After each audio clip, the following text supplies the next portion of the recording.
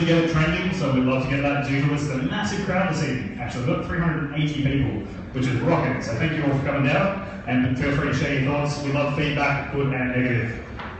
So thank you all to our sponsors as well. So we have a whole heap of them, as you can see, by the fact that I'm almost inundated on stage by banners, which is an awesome job for us, because it makes us able to put these events on, the beer, the pizza, the speakers, all for free.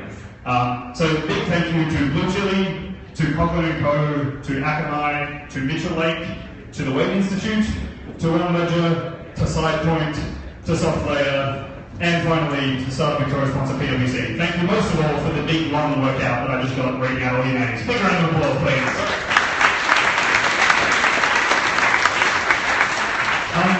How does the audio sound? It sounds a bit robot-y to me on stage, but how does it sound in the back of the room? It's robot-y as well? Okay, we'll have a play with it and hopefully we can make it sound somewhat more human. So this evening, before we begin, the exciting part is what are the startups pitching for? So we have some pretty phenomenal prizes. All up, it's worth about, I'd say, $150,000 this evening. Yeah, that's not bad. So in general, we have 1 month of unlimited hot desking for 2 team members, which is $1,100 of value for Collective Campus. They run Queen's Collective, one of the great co-working spaces in the city, as well as 15% off Collective Campus workshops and boot camps valid for 3 months, total value is $2,000. 30 minutes sit down with the venture capital team. Does anyone here know venture capital? I'm pretty biased, I used to work for them. They're a good VC fund, they work out of the York Butter Factory in Melbourne, so you get 30 minutes FaceTime with them, pitching feedback, advice on cap table, pretty handy stuff.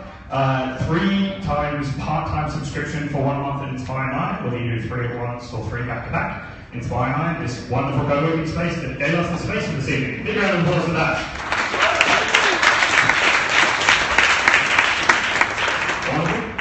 And then 1 hour free legal advice from Conklin & Co., one of our sponsors this evening. 30-minute one-on-one workshop for any topic of their choice, branding, content, digital marketing, 3 to 5 hours of one-on-one session cash flow budgeting, setting up at 0. And finally, $120,000 of hosting for the winner, as well as $12K for each participant from SoftLayer. So that's pretty damn awesome. Big round of applause for that. And there's also the end of our sponsors, which I'm very glad because it's getting quite tiring. As awesome as they are, there's a lot to say. So, one last introduction, we'll do the judges before we get right into the exciting startups. So the first judge, we have Mr. Adrian Stone. Adrian, can you please? Oh, there we are. There's Adrian sitting there, currently tweeting, I believe. So Adrian is an angel investor and the co-founder of AngelCube, the amazing startup accelerator here in Melbourne, Melbourne's first venture program. Our second judge is Fiona Boyd, the CEO and co-founder of Parent Paperwork. She's also the winner of Startup Victoria's Pitch Night in 2014. Which is pretty awesome to see someone from the community come back and get involved. This is the second time I've had the privilege of speaking at an event with Adrian and Fiona on it, and this is the first time I have the privilege of having, hey Frank, the director of OneLedger. So OneLedger are an innovative accounting firm, and if you're wondering what innovative accounting means, you should definitely come up and have a chat with Dave. So that's it, that's our judges. Big round of applause for that.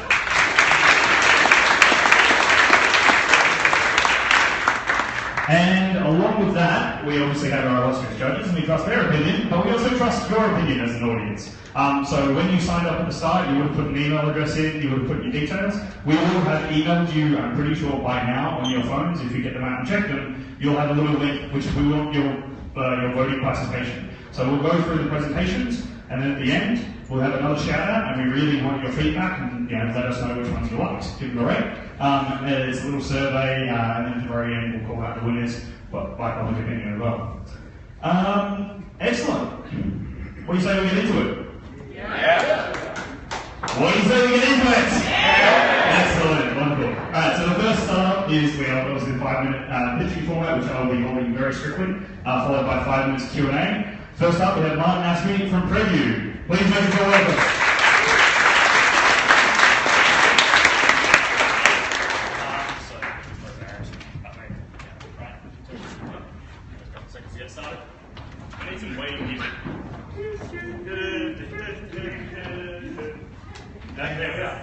Thanks very much. How about a big round of applause for the Startup Victoria Festival for organising tonight, everyone?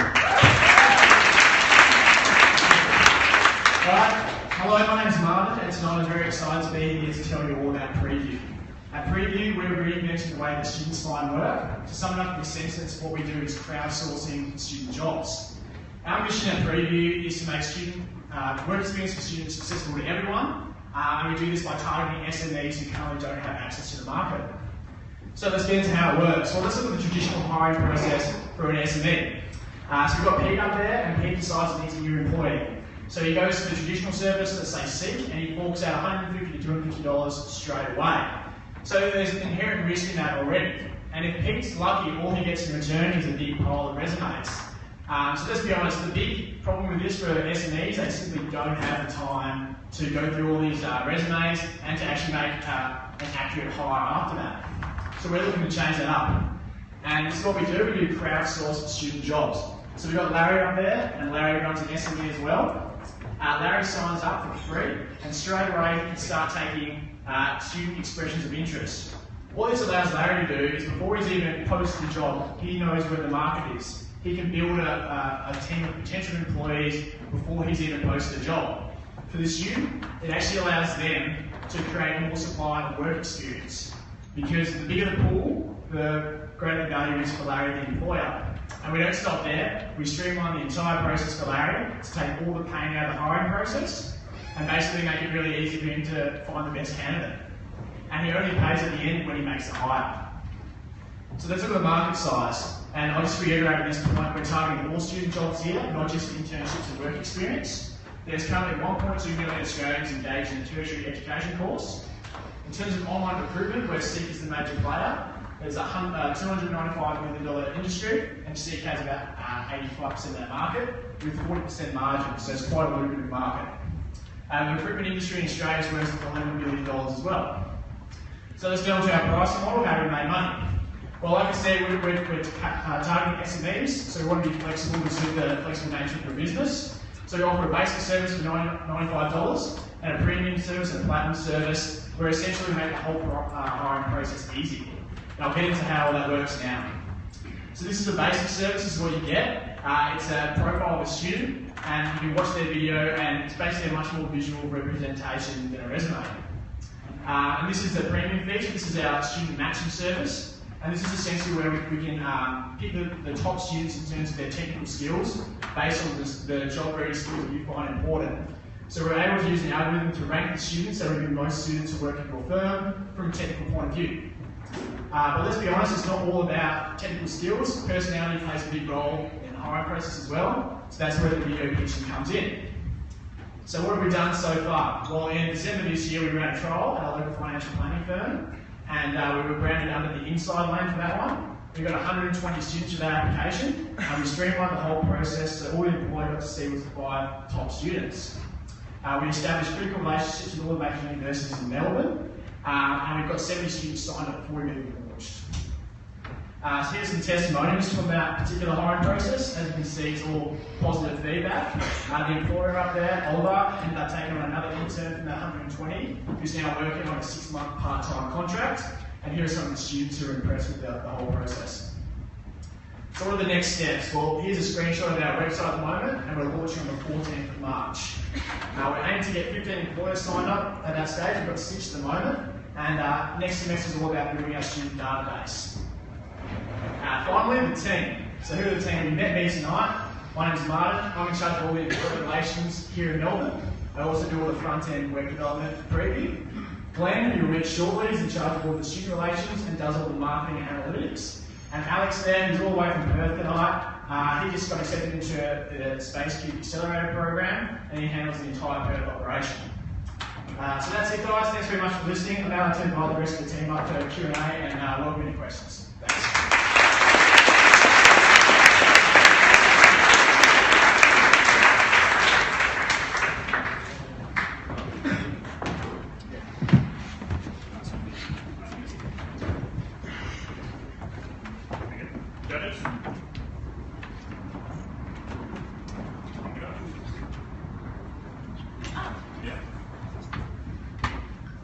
I wonder why you're not also targeting the Year 10 work experience program in schools, because that is such a nightmare for parents. I've had 3 students that we've had to matchmake with an employer, and I've got to say, with my son, he said, "Oh, it's just too hard, Mum. I've approached about 10, and it's all like they really don't want to do it. Can I just come to parent paperwork and do my work experience with you?"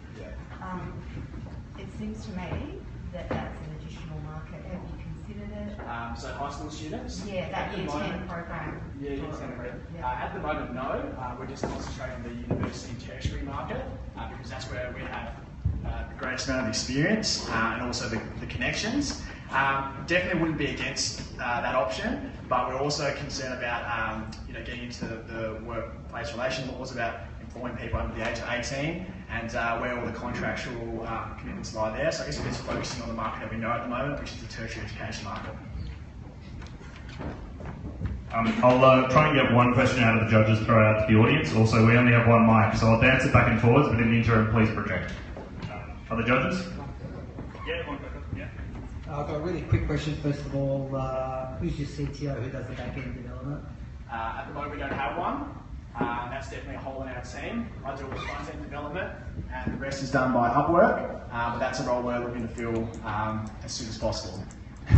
But at the moment, we've done all this sort of like linked startup, I guess, methodology, so it looks good from the front end, but at the back end, we're doing manual stuff behind the scenes, as you can imagine. Also, to that question, we're working closely with a New Zealand company, Summer of Tech, which is where we got the matching idea from, and they have a web application that's white labelable, so we're looking to that as an option in terms of making the whole process automated, which would cut out, I guess, the need for a really robust technical team. Initially. Firstly, love the idea. It's like the Tinder of recruitment. It's perfect.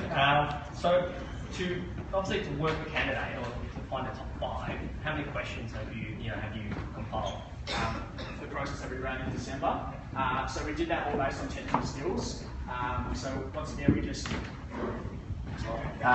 went to the employer and said, what are the top technical skills that you need for this role? And he gave us 3. And then we asked all the students if they had any practical, applied, or theoretical experience in those areas. And we basically gave it a weighting with practical number 1, applied number 2, and theoretical number 3. And ran a very simple basic algorithm on that. But it still spat out top 5 students. And then he got to meet them in person and saw their video interviews. So it was kind of a blend between personality and technical skills. We'll grab a question from the audience. We still have about 1:40, so we might grab one from the audience and back to the judges. Yeah. Well done, good, nice pitch. Would you like to tell us a bit about who your customer is and how you get more of them? Customer, first and foremost, is the employers. That's the key people that we're serving here and the problem that we're addressing. At the moment, the way we're going after employers is we're looking at taking a segment of the casual and part-time market off Seek. And we're also just going to our personal network. We're essentially offering employers a risk-free crack at this because there's no upfront fees for posting. So if you're an employer out there and you want to get involved, you can see the amount of students for free and you only pay when you make a hire. So taking all the pain out and then streamlining the application process. Another round of questioning fire, yep. The proper question was, the problem with most marketplaces is they evolve into lead generation services because it's so hard to collect money at the end of the transaction. So how do you close the transaction, know the employee's been hired, and then make sure you collect the money? And the second part of that, why aren't you going after enterprise rather than this and this? 30 seconds. So first part of the question, at the moment, because it's small enough, we have intimate relationships with all the employers and students, therefore we can keep a manual tabs on it. Towards the future, we'll be looking at ways of hiding the contact details for the students, so the employer will only be able to contact them once he's actually paid for the service, so putting a payment wall up there. And the reason we're not going after enterprises at the moment is because they have HR teams that are willing to do this. Eventually, once we get to a certain stage, we hope to actually take some of that market by making it easier. All right, excellent. Big round of applause.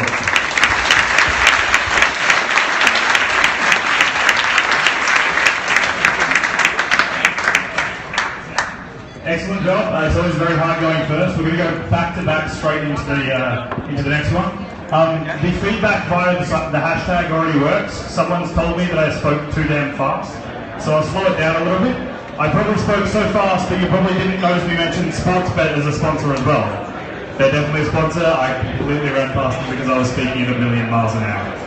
But yes, wonderful sponsors give us the ability to afford things like extra microphones, which would certainly be appreciated instead of bouncing back and forwards. But we will grab straight into the next one. No time for talking. Please make your way back to seats, and we'll jump on stage with our next wonderful startup, which is, of course, we have Aaron and Daniel from Ad Hoc Media. Please make them feel incredibly well.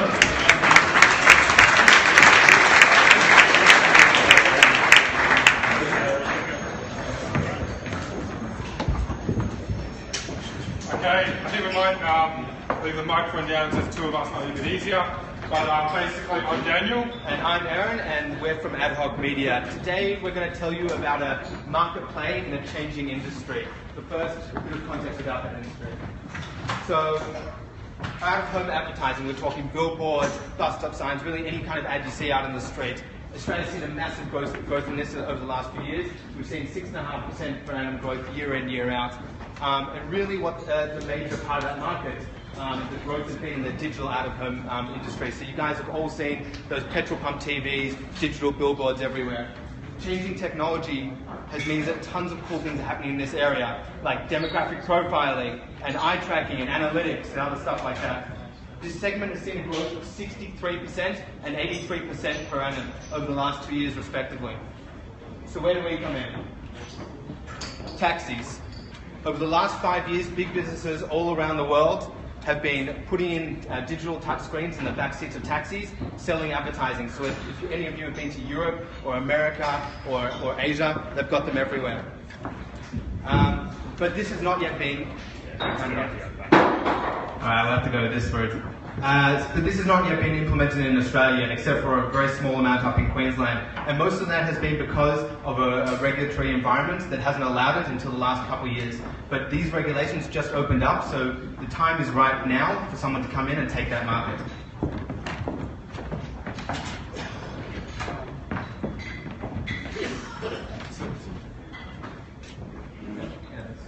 So a bit about the market. There's 21,000 active taxis in Australia, 4,800 of them in the Melbourne area. In the Melbourne area, they're taking about 3.5 million passengers a month. What really expands the value, though, of the market is two things. Number one, passengers are in a taxi for 18 plus minutes of time. That's really a lot of time. You can compare that to the amount of time somebody spends in front of a petrol pump TV or glancing at a billboard for less than a second. The second thing is the engagement levels are ridiculous, measured to be between 3 to 8% worldwide. What that means is most passengers, when they get in a taxi, will interact, physically click on and interact with more than one advertisement a fare. You know, they might have a quick chat to the driver, check a couple of emails, but for the majority of the time they're a captive audience with nothing else to do except for to interact with the screen and brand. At normal advertising rates, the value of this market could be worth up to $60 million a year. And we understand a lot of people think that Uber is a threat to the taxi industry, but the most informed people know that the two industries are probably going to sit side by side in the near future. Even if the taxi industry contracts by 20 to 30%, the market is still massive. So the passenger pad. This is our product. In the end, it's really simple. It's a touch screen in the back seat of a taxi. It's got a mixture of static and video content. It's got a bit of entertainment content there as well to keep people interested. And on top of delivering pure video, there's a bunch of cool things we're doing to drive audience engagement in terms of games and apps that we're building on there for advertisers. But what we're really selling is access to lots of consumers for a huge amount of time per fare, and in a way that really you can't do with many other out-of-home mediums at the moment. So in the next 3 months, we're going to have 10% of Melbourne's taxis installed with these screens running around Melbourne. That's 300,000 passengers a month that we're going to be reaching. We're self-funded until this point. And on the advertising sales side of things, we're doing a mixture of direct sales ourselves, and we're doing commission sales through media agencies that we've formed partnerships with. So this is where most of our effort at the moment is being driven. So where are we going? By May, like Aaron said, we're going to be in 400 taxis, and we'll be growing super fast from there. As mentioned, the market is over 20,000 taxis in Australia. There's one single company on the Gold Coast who are doing a similar thing, and there's likely to be a few more entrants coming in. We believe in the next 5 to 7 years, the market is going to be filled. So the time is really now. From our family taxi electronic business, we know basically everyone in the industry. So we plan to capitalise on this network and connections, and also use capital to grow faster than anyone else. By the end of 2016, we plan to be in 1,000 taxis in Melbourne, and just keep growing from there. We can do this alone, but with investment and working with the right people, we will ensure that we become the #1 player and the best buyout target for one of the large out-of-home agencies. Additionally, we're also looking for the most innovative companies who want to deliver the most engaging content to Australian consumers. So if any of you are interested, we'd like to come and have a chat, take some questions. Anna? Yeah.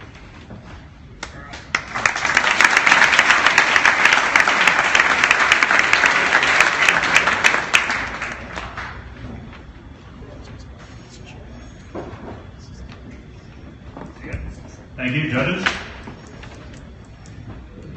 I understand you have great family connections that will help you dominate Melbourne.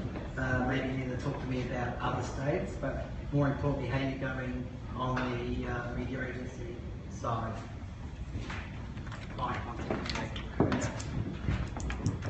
Cheers. So on the media agency side, we just finished developing the product and everything, but we've been talking to a lot of people. We've got a couple decent-sized agencies that are pretty keen to start selling for us, and we've also got a couple e-commerce companies that are really excited to get their ads on here. We've basically been told by people, get them running, and we're coming to the table. So that's not really a concern for us at the moment. And in terms of I guess we have a network of 100 dealers around Australia in terms of electronics, taxi electronics. So basically anybody servicing taxis around Australia, we've had 30, 40-year relationship with them through our family. So yeah, it's more than normal. My question's a content question, because a taxi driver will have an experienced male executive airport run at one time. The next gig is picking up a young chick who's on her way to lunch with somebody, or you have a range of different people throughout the day. That means serving content is a challenge. How do you match up the demographics? Because you don't want to be putting in content that people hate while they're sitting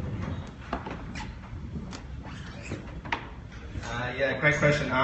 So there's a couple ways we're getting around that. One, you have billboards and you have a number of different types of people coming to them. Basically, we've got 2 or 3 major demographics, which is the late night young people going out. We've got the businessmen come from the airport. We can do the location-based advertising stuff, but a lot of our content is actually on demand. So there's a way for people to explore the brands that they're interested in seeing. So that's a big part of what we want to do, because we want people to actually actively engage with the content itself. Also in the next couple of years, the developments we see other people doing with eye tracking, demographic profiling, the analytics are really going to grow in this area. Also, there's also analytics about predicting where the taxi is going to go. So the geo-targeting that we can do already is to become more and more powerful in the next couple of years as well, which is going to be really interesting. Can I just say one thing to that? I'd just like to make a comment around that, because that's all powerful, but on the other side, you still have to match content that's relevant to that particular audience member. And I just think there's been so much love for the data-driven stuff, and it's not informing brilliant content. So I really do think content is key with your particular application. And I can sit with myself, if I jumped into a cab and you're serving me something I'm really interested in, my 18 minutes is just going to something like that. And if I hate it, if it's a beer ad, I'm just going to go get the ad. Similar to Baron's questions about content. So obviously, have you guys thought about obviously selling airtime? So obviously an ad at 9 a.m. is going to be different from 9 p.m. So is that or was that the interaction that you mentioned? So just to understand, you're asking whether or not we're going to be... Yeah, that you can select on top of that if you want to stay. Right, so I mean, like we said, there will be day planning, so you can sell different advertising for different times of the day, and we do have a lot of studies on who's writing when, so that demographic breakdown becomes very, very narrow when you start looking at that data. Also, I think you might be asking is how people navigate through this. So we do run a loop because somebody's going to get in and see some content straight away, but most of the time people are going to spend in it is actually navigating through a menu button. So it might be a game for Subway, build your own Subway, right, and then tell you where the closest store for Subway is. It could be a whole lot of other little things like that, and the people are going to interact with, or if people are interested in fashion, they're going to look through an online catalogue in fashion, and so yeah, I think by choice, we're giving people the choice, and that's really where we're going to get the best engagement. Choices, right? You have choices. Most people are going to spend time on those choices. They'll be able to click on that and navigate those choices anytime. So, yeah. We had a quick one from the audience on Twitter, from Rory_Manchi with 2 E's. If I'm being advertised to, will I get lower cat fees? We can consider it, but you're going to have to convince the driver of that. So. Excellent, and that's time. So big round of applause for that, please.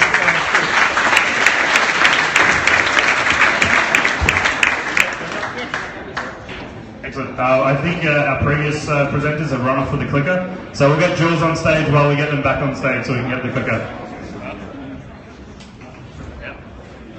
I just dropped it over here. Here we are. Wonderful. All right, so big round of applause. We have Jules from Our Home next up on stage.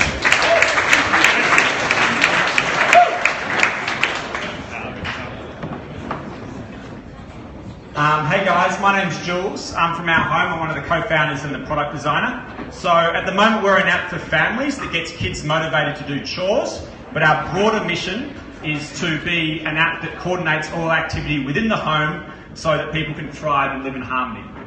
So the problem that we're trying to solve is a very broad one. It's that households don't run themselves.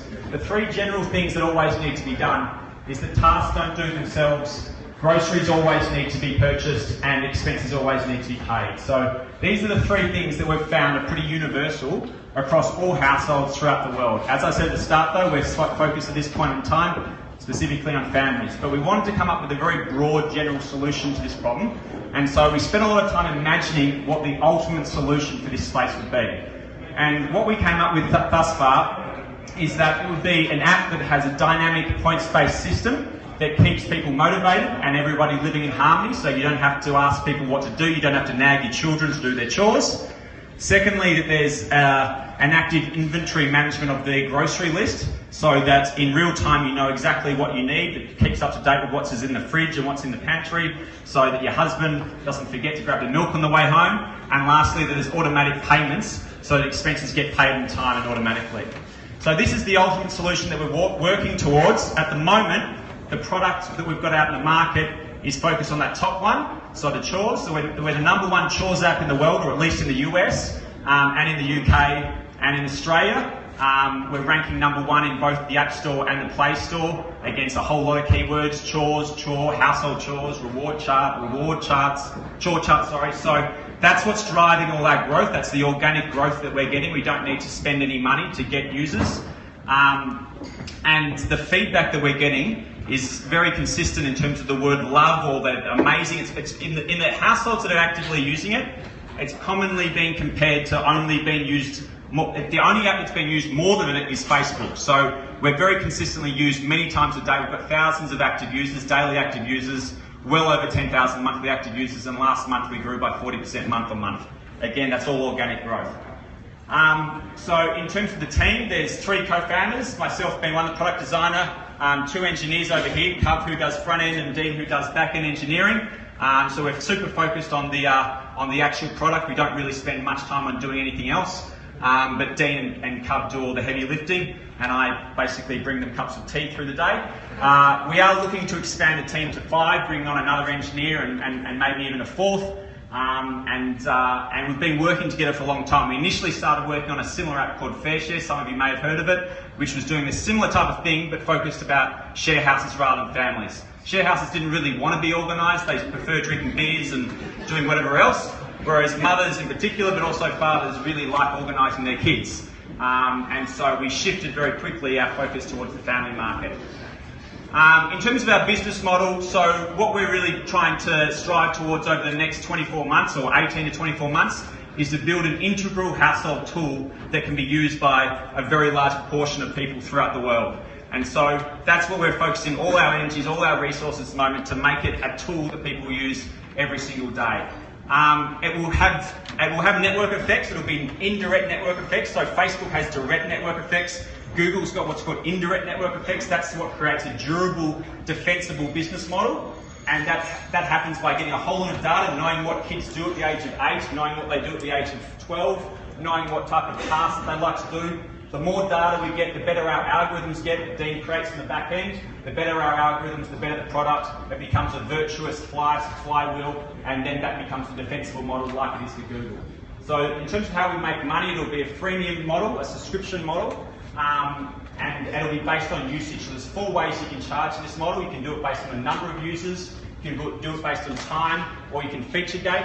We don't like any of those 3 options, so we're going to do it based on usage. Think of Dropbox, where if you use it a lot, you'll pay a certain subscription per year.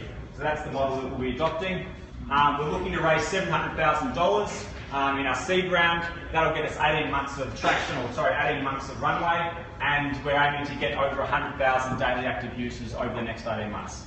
So thank you. You can download it in the App Store or the Play Store if you want to check it out. It's free to download. Send us any feedback, and look forward to hearing any questions.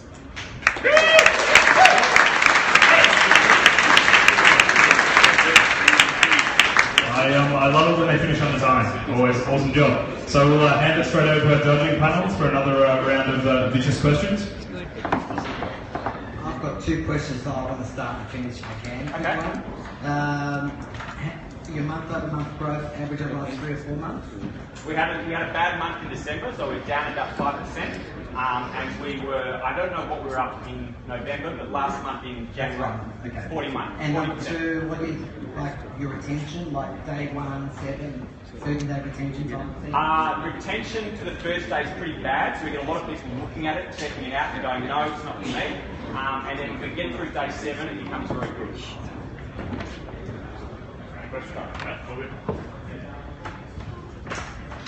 Yeah, for me, I haven't used it. I've just looked from the outside, and the key sticky points would be are the complexities of your family makeup, and whether this tool, all of those members are in agreement that this is the way to organise them.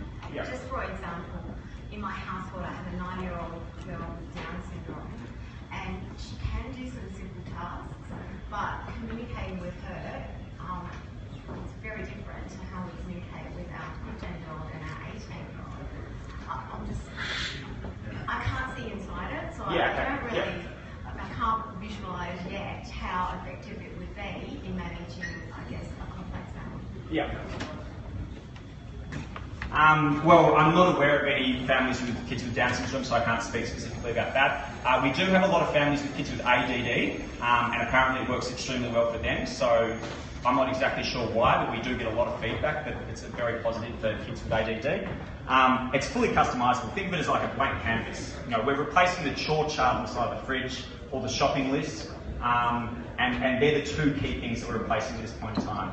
And so we view it as just being really a blank canvas, and we need to provide the tools around scheduling, around assignment, and around categorisation, and that's where the real sophistication comes in terms of the engineering. But users can customise it to whatever purposes they want. Does it link to calendar reminders, text messages if you had action items? Yeah.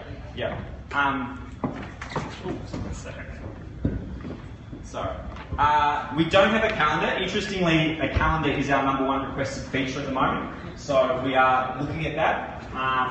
We've had almost 100 people requested that independently, so that's very popular. That is the third thing that we want to replace. So we feel we're already comfortably the best chore rack in the world in terms of replacing the chore chart. In groceries, we're probably in the top 10, but not in the top 5. In calendar, we think there's a lot of other good products out there, and so we're really spending a lot of time trying to work out how we can be different, and more importantly, how we can be better. And only when we work that out will we try and do that. We have a question from the audience, Mr. Mullen.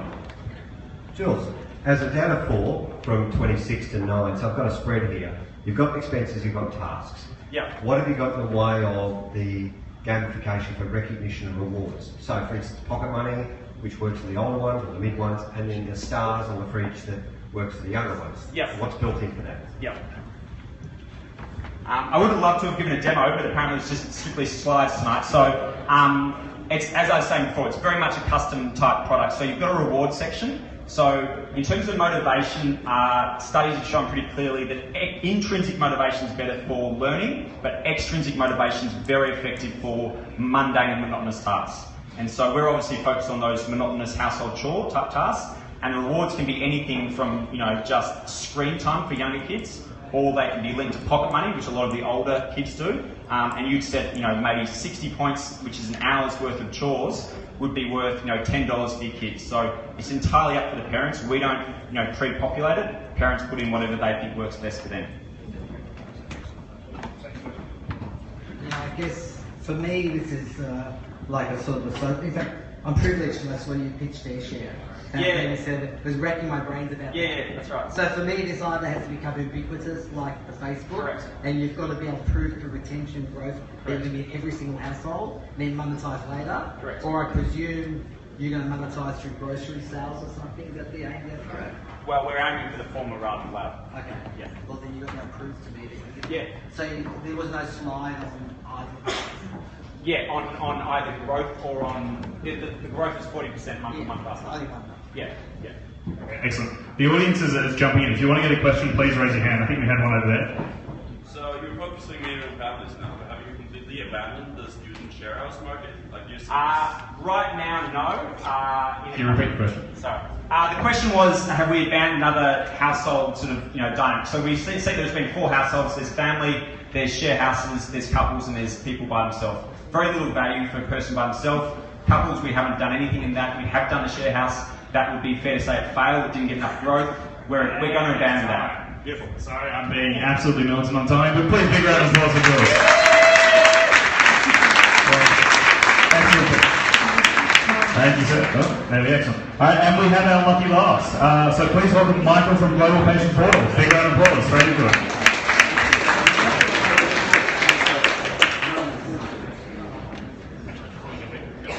Before he jumps in, actually, just a quick reminder to please vote. Check your email, see that link. You can put in the survey forms at any time. We do want, obviously, the audience is voting as part of this as well, so please be sure to vote. Thank you. Good evening. My name is Michael. I'm the CEO and one of the co-founders of Global Patient Portal. We are a... There we go. We are a free online medical record company that's designed specifically for use and uptake in emerging economies. We look really at the mid-tier healthcare providers and middle-income individuals as well as lower-income individuals and help bring them online.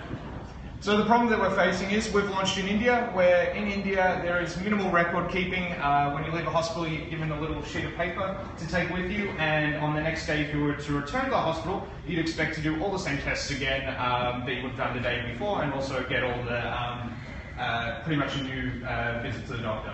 So physicians in India are really overworked as well. A doctor would typically see 300, 350 patients a day. Our share of primary health centre would see 200 to 250 patients a day. There really isn't time to engage with patients to find out about their histories, help them with preventative health care or anything along those lines. So we're looking to provide doctors with information a lot quicker.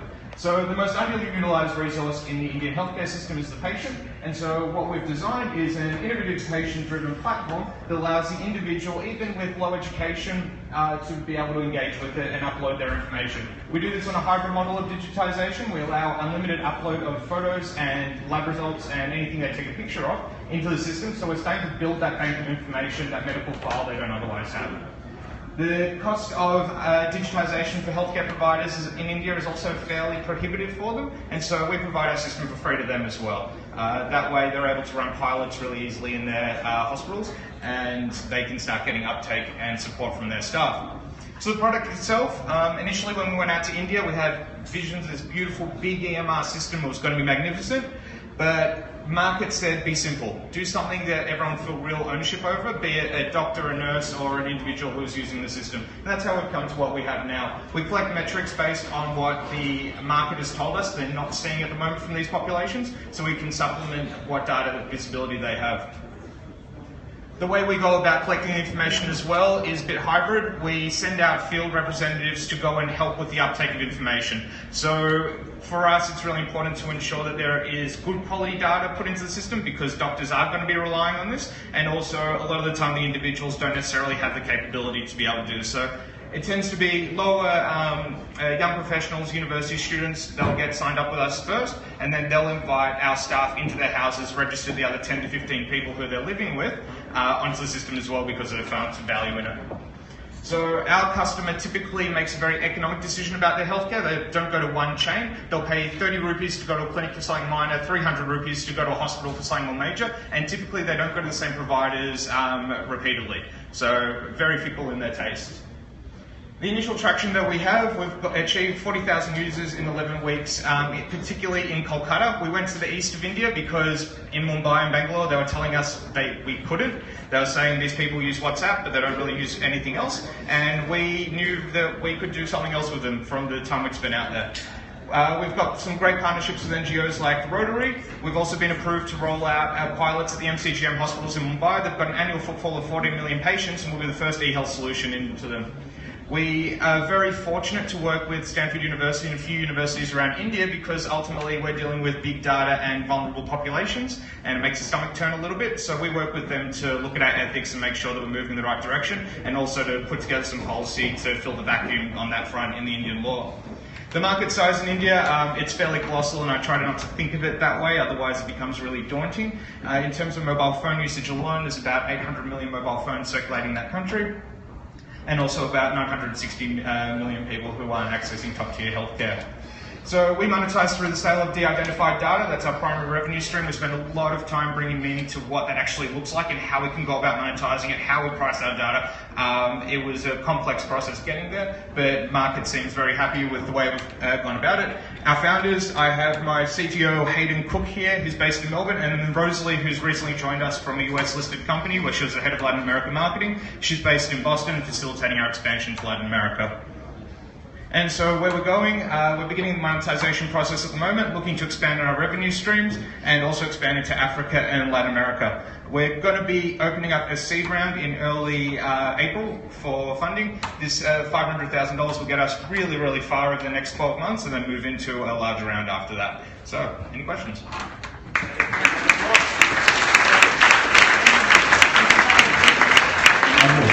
Another one that finished on time. This never happened. This is amazing. Excellent. We'll jump straight into questions from the judges. What made you choose India as a starting point?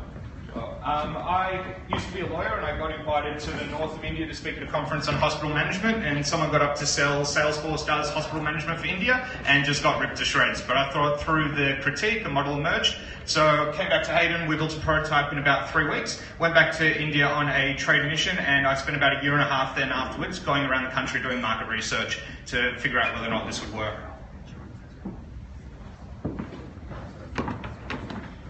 Cheeky question. How have you funded what you've achieved to date? Because I'm actually quite in awe. Oh, sure. It's been purely self-funded to date. It is a delayed revenue stream and a different model for a population that is notoriously hard to get to in a country that is notoriously difficult for doing business in.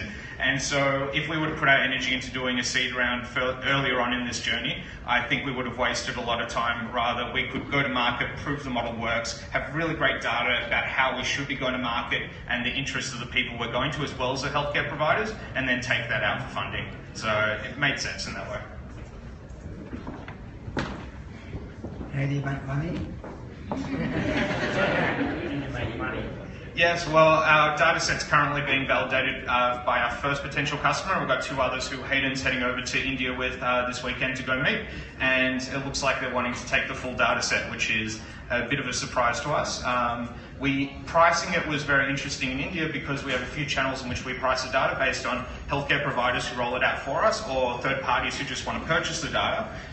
Figuring out the price points that were palatable for the healthcare providers that still want to roll us out on our behalf was the real challenge. So we looked at comparators in the US, like allergy information goes for 26 US cents per person, how we could structure that into what we were doing, because Asian data is currently going for more than US data, but at the same time, what is the market palatability? So it seems to be that we've got the right numbers behind it. How do you roll out to 40,000 people in less than 6 months?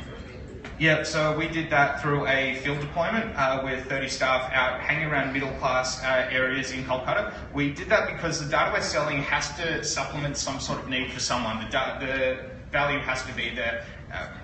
Pardon? $13,000. Can you repeat the question?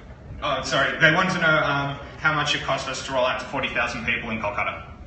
So just to touch on the data aspect as well, we were originally going to activate this revenue stream later on down the track, but we found through talking with these potential customers that they're ready for this data now. There is a huge lapse in this data that we have obtained through this 40,000 that we can activate and sell now instead of waiting.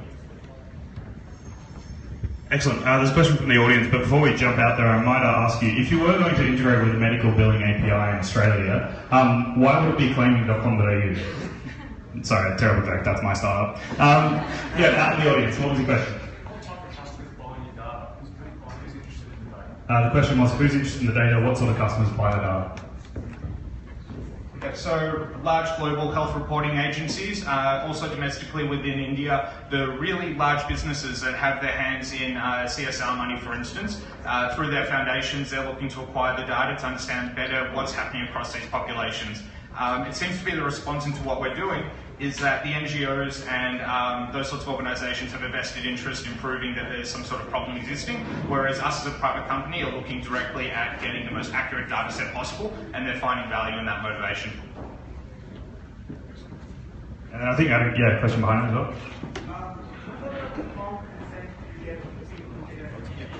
Excellent question. So the question was, what level of informed patient consent do you have while collecting this data? So we're fully compliant with the Information Technology Act 2008 and the clarifications issued in India in 2011 under Section 43A, which is the Culpability Act. In terms of our disclosures, we also follow all the requisite authorities for people of unsound mind and children who are also signing up. We have a robust informed consent procedure which always tracks who's signing up the person, but at the same time the accuracy of the information always sits on the person who is being signed up. It's important because we transcend healthcare providers that we're not putting the onus of that responsibility of accuracy onto a particular healthcare provider. So it was very strategic going around and getting that done because others have failed dismally getting there. So that was 3 months of my life last year. That alone deserves a round of applause. We have one question before we jump into that. We've only got 20 seconds left though, so quickly. Really quickly, how do you message that to the user and already clear and concise? Excellent. 10 seconds. Clear and concise. Automated email. That's a legal requirement. We have to deliver that information to the patient before we store any sensitive personal information of their own. So, and their name. Fine. Excellent. Massive round of applause.